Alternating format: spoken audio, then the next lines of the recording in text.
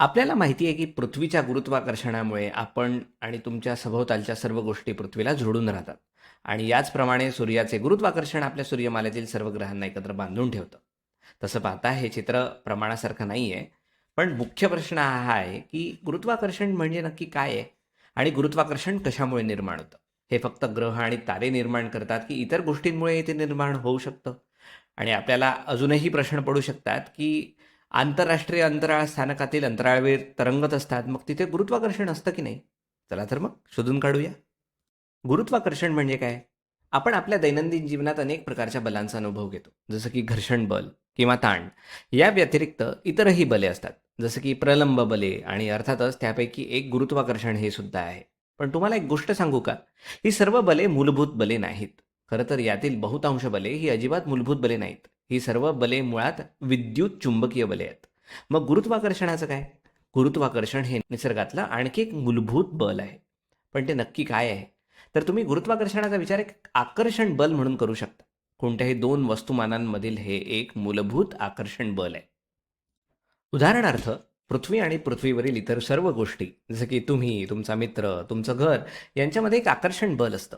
तुम्ही विचार करू शकता, अशी कोणतीही गोष्ट घ्या. प्रत्येक वस्तू पृथ्वीकडे आकर्षित होते आणि ते पृथ्वीकडे आकर्षित होण्याचं कारण म्हणजे पृथ्वीला स्वतःचे असे वस्तुमान आहे. आणि तुम्हाला, तुमच्या मित्राला आणि इतर प्रत्येक गोष्टीला स्वतःचं वस्तुमान असतं. त्यामुळे कोणतीही दोन वस्तुमाने गुरुत्वाकर्षण बलाने एकमेकांना आकर्षित करतात. पृथ्वी आणि चंद्र या दोन्हींना वस्तुमान आहे आणि म्हणूनच पृथ्वी चंद्राला गुरुत्वाकर्षण बलाने आकर्षित करते. तसंच सूर्य आणि इतर सर्व ग्रहांनाही वस्तुमान आहे आणि म्हणूनच ते एकमेकांना आकर्षित करतात. आणि हे पुन्हा एकदा गुरुत्वाकर्षण बलामुळेच घडतं. पण जरा थांबा. आपल्याला इथे काही प्रश्न पडू शकतात. हे आकर्षण बल काही अंतरावरून कार्य करू शकतं, बरोबर ना? याचा अर्थ गुरुत्वाकर्षण हे एक असंपर्क बल आहे. गुरुत्वाकर्षण बल प्रयुक्त होण्यासाठी कोणत्याही प्रत्यक्ष संपर्काची गरज नसते. पण हे कसं काम करतं?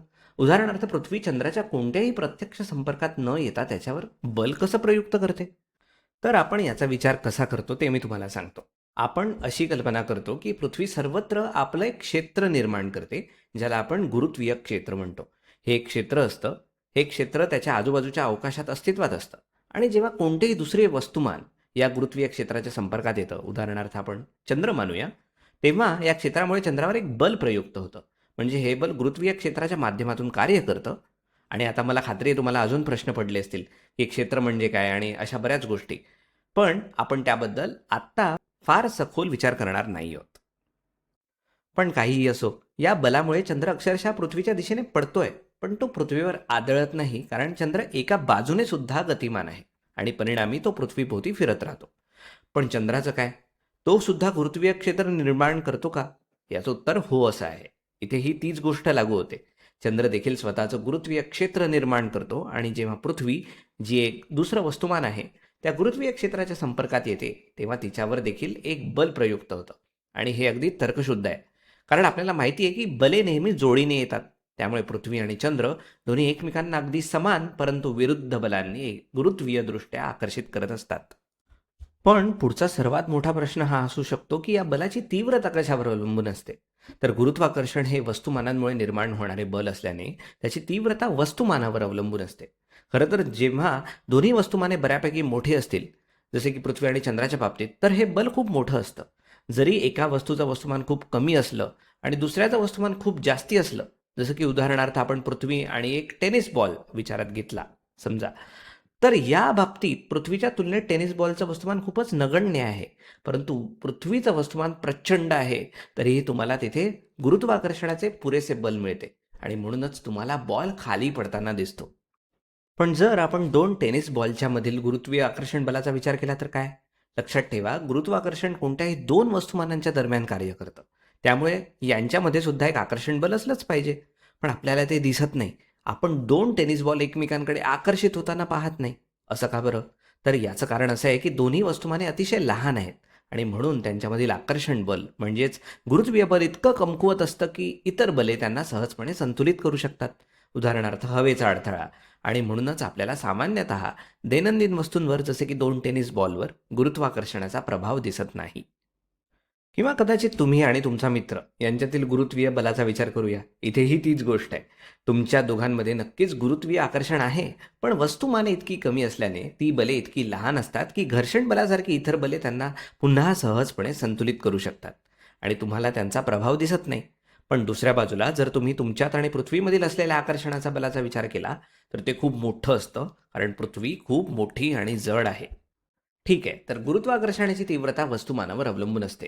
लक्षणीय गुरुत्वाकर्षणासाठी किमान एका वस्तूचे वस्तुमान खूप जास्ती असले पाहिजे. आणि बलाची तीव्रता अजून कशावर अवलंबून असते बरं? जर आपण पृथ्वी आणि चंद्राच्या उदाहरणाकडे गेलो तर आणखी एक गोष्ट लक्षात येते, ती म्हणजे त्यांच्यातील अंतर. किंवा अधिक अचूकपणे सांगायचं तर त्या दोन वस्तूंच्या वस्तुमान केंद्रामधील अंतर. जसे जसे अंतर वाढते तसे काय होते? जसे जसे अंतर वाढते तसे तसे बल प्रत्यक्षात कमकुवत होत जाते आणि बल लहान होत जाते.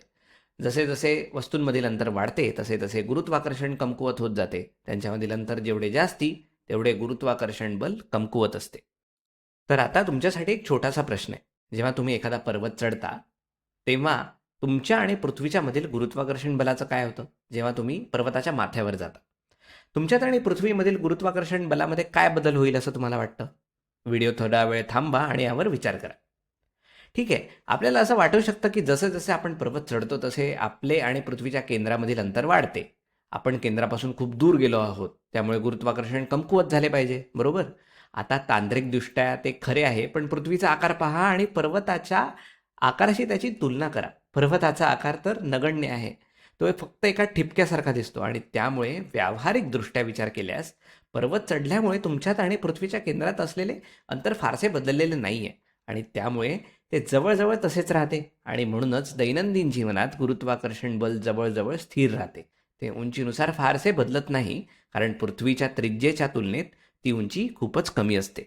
पण जर तुम्ही खूप दूर गेलात तर काय होईल? उदाहरणार्थ जर तुम्ही आंतरराष्ट्रीय अंतराळ स्थानकापर्यंत गेलात, अरेच्चा, आता तुम्ही पृथ्वीच्या पृष्ठभागापासून इतके दूर आहात की तुमचे आणि पृथ्वीच्या केंद्रातील अंतर लक्षणीयरित्या वाढलेलं आहे. त्यामुळे गुरुत्वाकर्षण बल खरोखरच कमकुवत होते.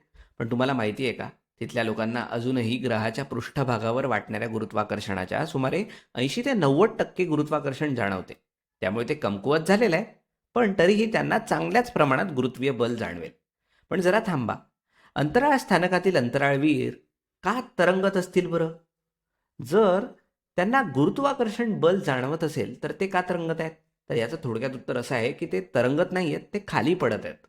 संपूर्ण अंतराळ स्थानक प्रत्यक्षात पृथ्वीच्या दिशेने खाली पडतंय, ज्यामुळे त्यांना तरंगत असल्याचा भास होतो. पण पुन्हा एकदा, अंतराळ स्थानक पृथ्वीवर का दळत नाही याचं कारण म्हणजे चंद्राप्रमाणेच ते सुद्धा खूप जास्त वेगाने एका बाजूला गतिमान आहे.